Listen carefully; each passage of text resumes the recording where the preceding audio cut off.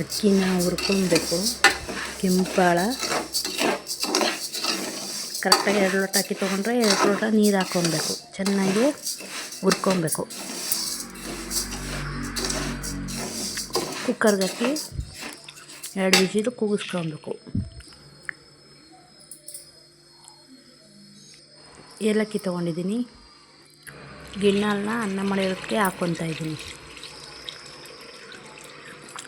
ಚೆನ್ನಾಗಿ ತಿರುಗಿಸ್ಕೊಂಡು ಬೆಲ್ಲ ಹಾಕ್ಕೊತಾ ಇದ್ದೀನಿ.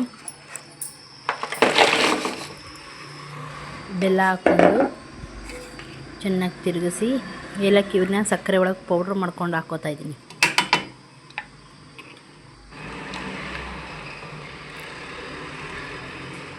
ಚೆನ್ನಾಗಿ ತಿರುಗಿಸಿ ಈಗ ತೆಂಗಿನಕಾಯಿ ತುರಿನ ಆ್ಯಡ್ ಮಾಡ್ತಾಯಿದ್ದೀನಿ.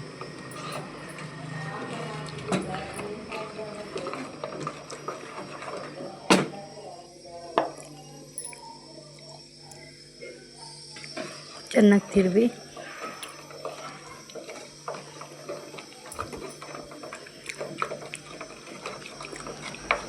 ಅದು ಕೊತ್ತಂಗೆ ಕುದಿಸಿ ನಂತರ ಆಫ್ ಮಾಡಿ ತಟ್ಟೆಗೆ ಹಾಕ್ಕೊಂಡು ತಿನ್ನಿ. ಹೇಗಿದೆ ಅಂತೇಳಿ. Thank you so much.